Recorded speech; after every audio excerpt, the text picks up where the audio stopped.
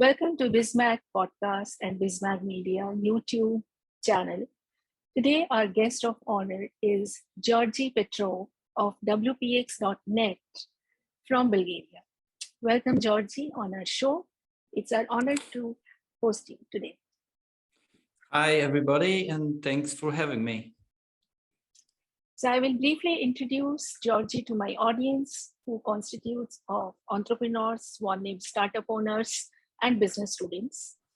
Dear friends, Georgi is one of the co-founders, and I must say young co-founders of WPX. He has been developer his own life and working on different projects throughout the years. He was always driven by a greater purpose to provide the best service possible. Luckily, he met Terry Kyle and they both shared the same vision for successful business development. That's why they created their own WordPress hosting company in 2013, which is both technologically and financially independent. At WPX.net, they aim to provide the fastest possible service by having the both fastest server platform and the fastest tech support. They believe this is what their clients need: solopreneurs, online marketers, change seekers, people with some great idea or a cause who need a fast performing and reliable online presence, but who also are not techies. And indeed, they don't need to be. They do. WPX do the tech stuff so that the entrepreneurs and the startup owners and the clients can focus on their ideas. We welcome Georgi on our show once more, and today's topic is the pros and cons of running an independent company. So Georgi, first of all, I will ask you, tell us about WPX.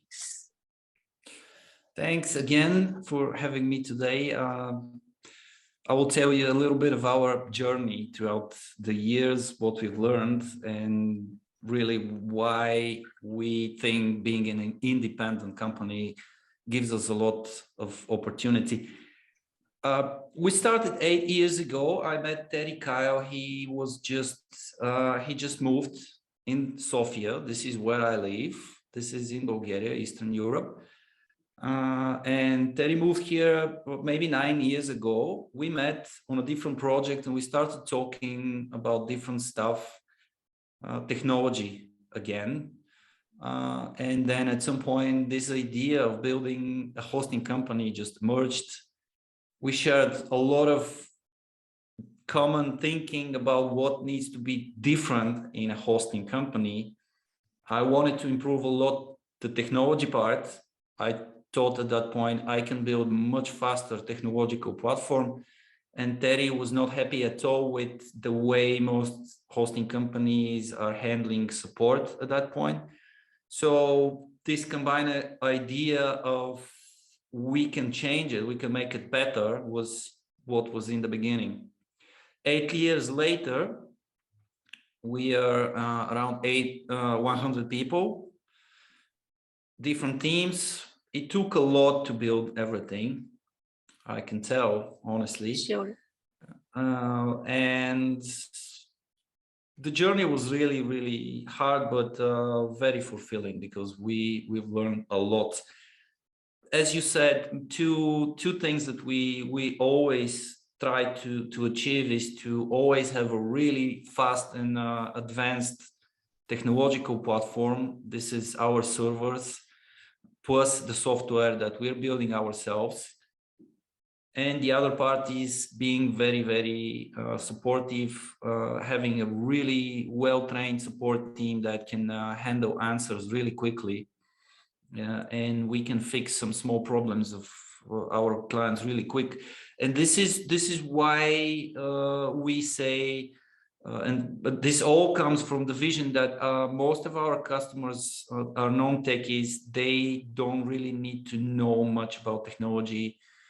They mostly need to take care of their own business. All of them, they have some ideas. They're some sort of starting entrepreneurs, solopreneurs, we call them sometimes, or they have some cause. They want to change something, some vision about something. So this is what they need to focus on.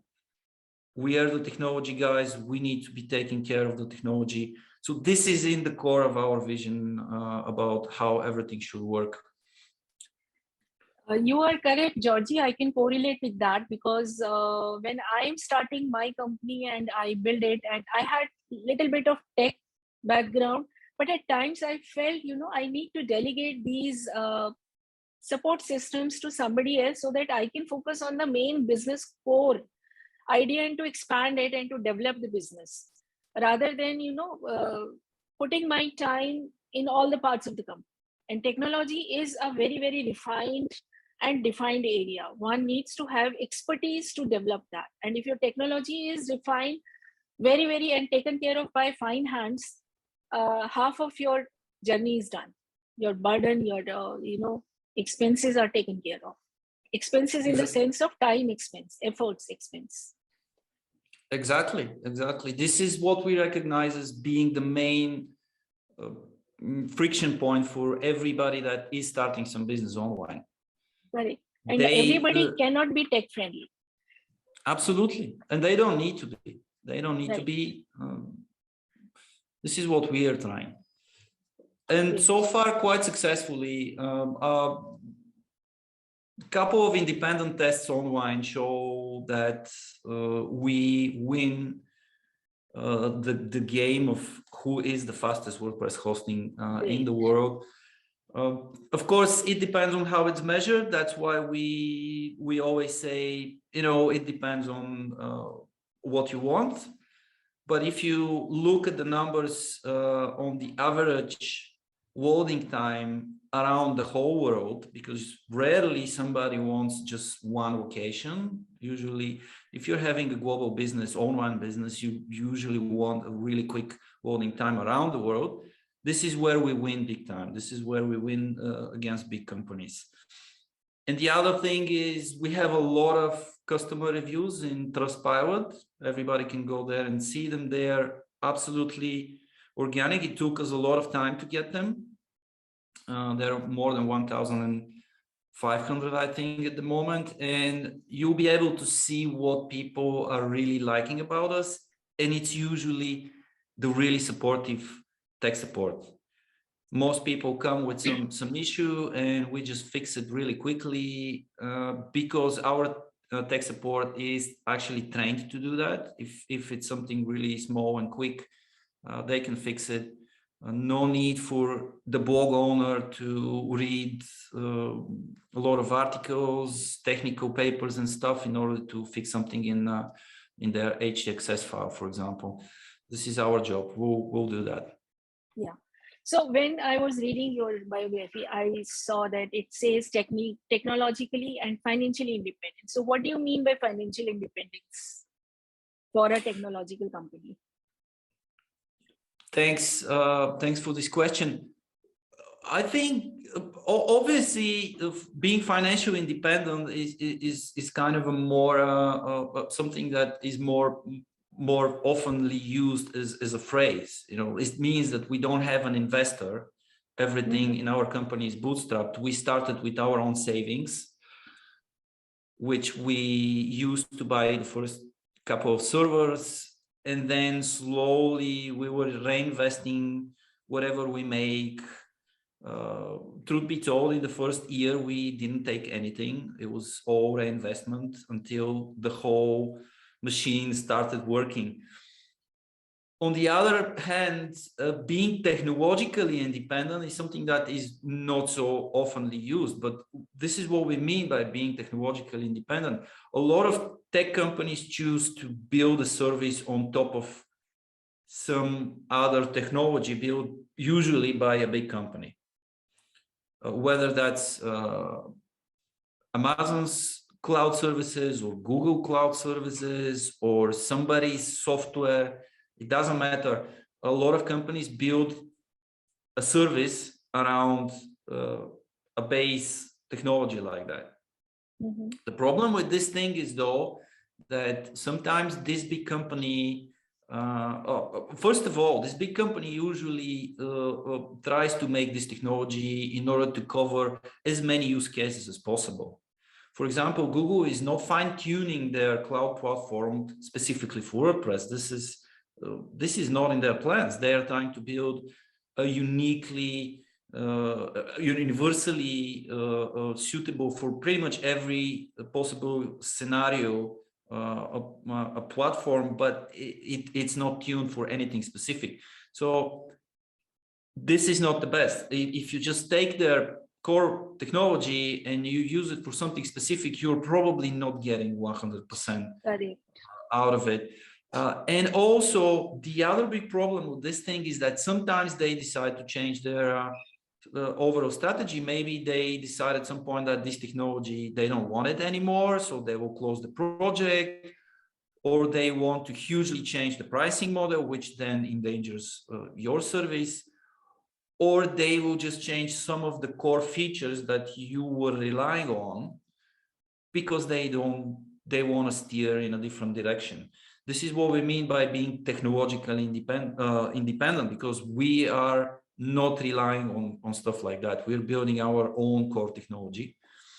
And I think for every technological company, it is very important to be relatively independent or fully independent if possible, because this is the only way that you can focus on building the service the way you want it and not the way it's possible because of this big technology that you use. So basically what I understand is that you are customizing the client's your solutions, tech solutions, as per the customer's technology base, core technology, first thing.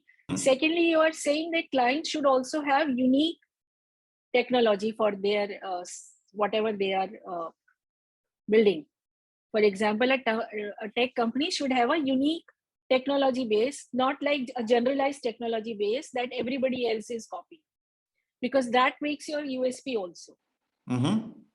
Yeah. Also, absolutely. I think for even for starting solopreneurs or anybody, entrepreneurs that want to start online, I think this principle applies for them also, because for example, if you choose a paid platform and you want to build your website on top of a paid platform, let's say, but usually these platforms are very closed. So you can easily start with them, but then you are completely dependent. So the price keeps going up and up and up.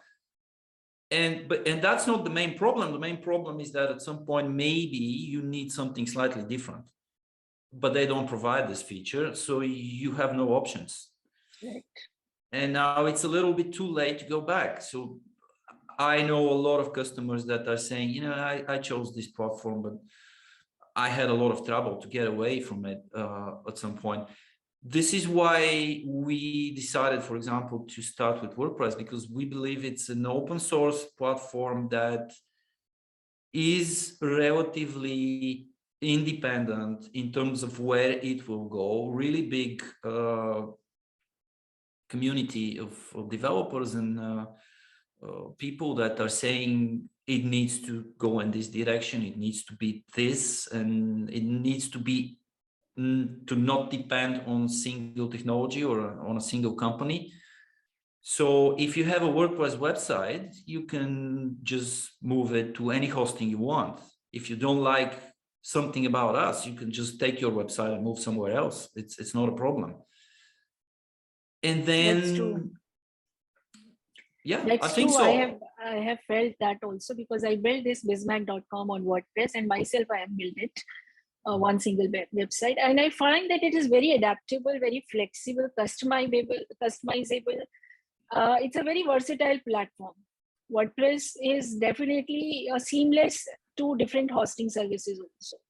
Mm-hmm. Bit expensive, but it gives so many features then. Mm-hmm. Mm-hmm. There is one more aspect though.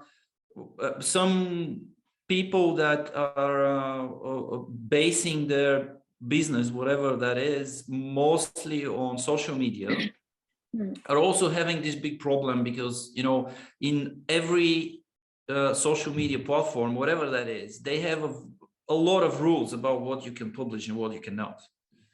we all know that Yes. if you just, you know, the community standards and stuff, that at some point they sound ridiculous, but these are the rules, because this is a private company that is making their own rules about their platform. And if you want to make your marketing around that stuff, you're relying, this is a way of being dependent on them.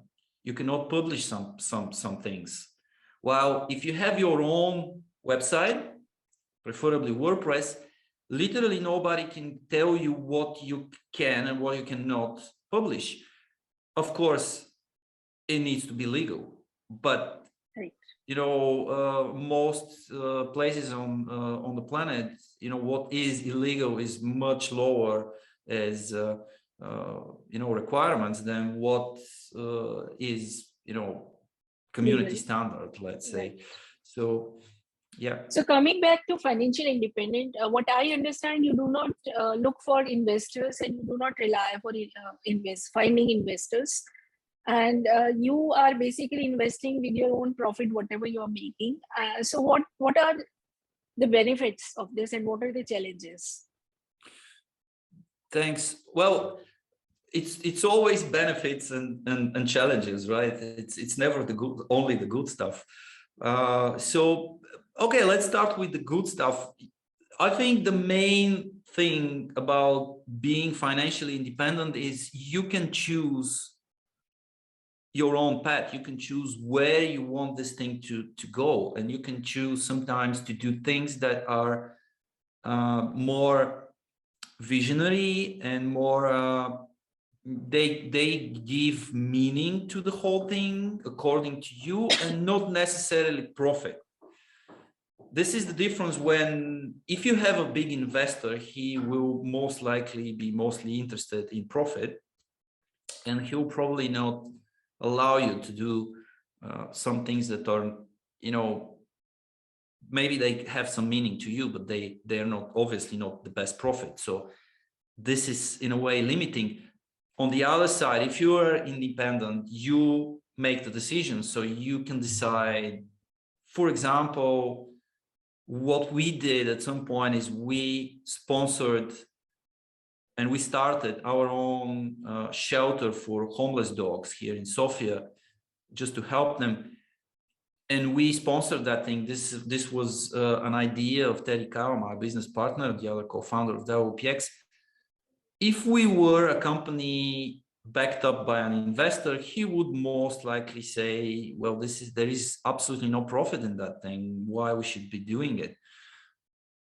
But on the other side, we decided to do it because it makes meaning for us. We think it's the right thing, so why not do it? It's a cool thing.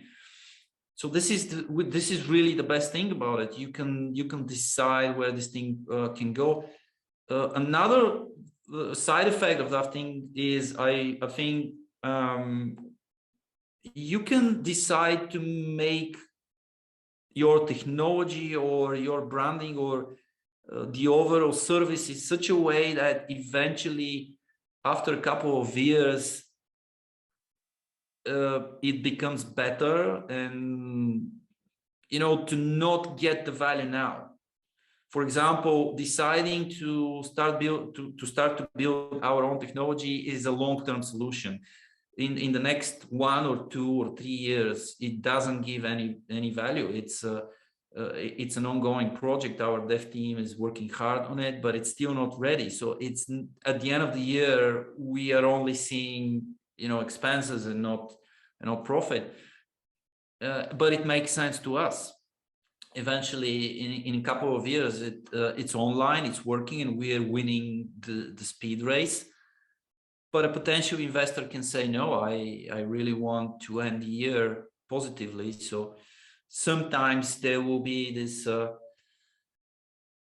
you know, conflicting, you know, targets and stuff. So this will be limiting. So obviously, being independent is, I think, much better for the overall service. It gets more meaning. It gets more value, I think. And maybe the last thing is that we can choose to make really cool stuff just because they're cool. Sometimes a bit more expensive. For example, a team building where everybody's doing skydiving.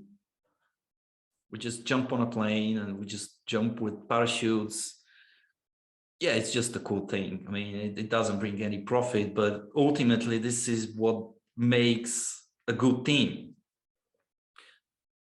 So a lot of cool stuff. Here are the bad stuff though. The bad stuff is you don't have much room for errors and for mistakes. You have to really be careful about what you choose to improve and when, because if you make a wrong move, if you go in a wrong direction, you don't have the financial stability to survive for years and years and years. For example, really big tech companies with a lot of investment in them, they do have the comfort of making wrong decisions and getting away with them. We know a lot of companies that occasionally create a product that is not so great, and a lot of people say, yeah, it's okay, but it's not up to what they can do. And eventually they stop doing it, they quit, they go in another direction, and it doesn't bring the company down. We don't have that comfort. If we go sideways really badly, that's a job. I mean, game over. I understand. So we need to be really careful about it. And I can say maybe one more thing, which is much smaller though, of being something that's maybe not great, is that when you are forced to present a financial spreadsheet at the end of the year, the whole analysis and the results and everything, this kind of enforces you to be really strict with your finances.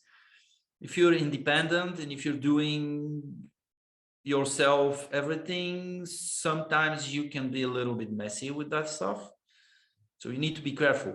If you're running your own company, being fully independent, make sure at the end of the year that you still make, the analysis and the recap, whether you chose to do the right thing or not, and to keep relatively high financial discipline, let's say, even if it's not in front of an investor, but just for yourself, because if you become messy in your finances, that's a danger. Right. Don't do that.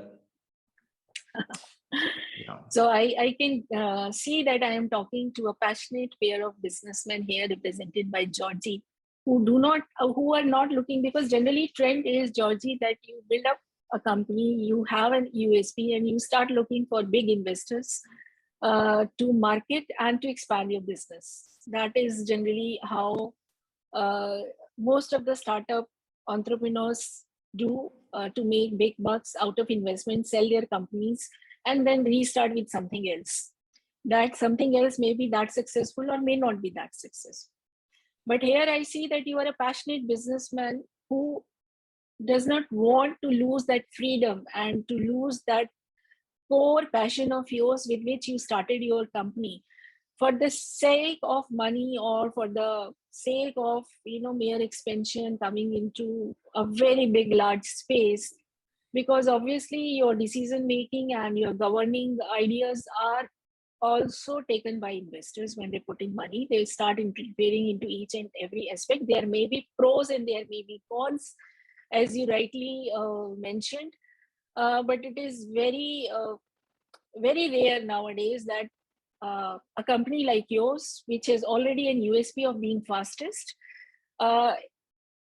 is still going with its own investment, and it's going with its own thought process, the original thought process with which it started. All the best wishes for your venture.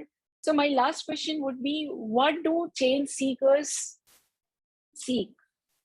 What is their thought process? Thanks. Change seekers this is how we call everybody that we want to be our client.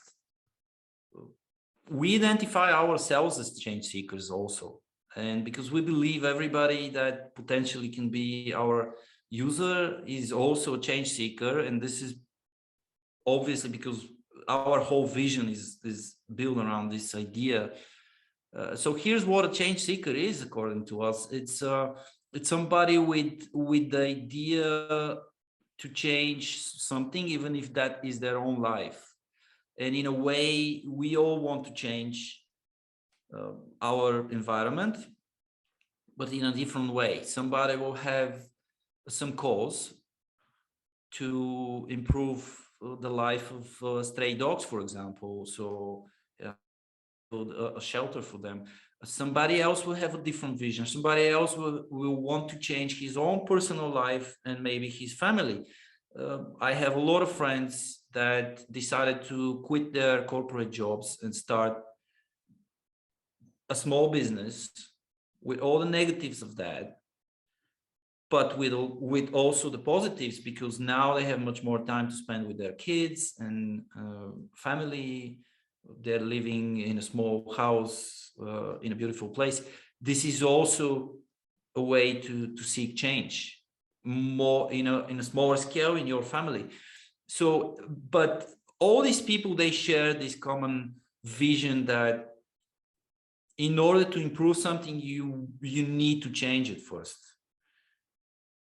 This is also how we started WPX. We wanted to improve the hosting, so we said, okay, we cannot just improve it by wishful thinking. We need to start changing things. And a bit later, then we learned that we need to change every next year. So you reach some good point, and then you need to go back and say, okay, now we can make it a little bit better.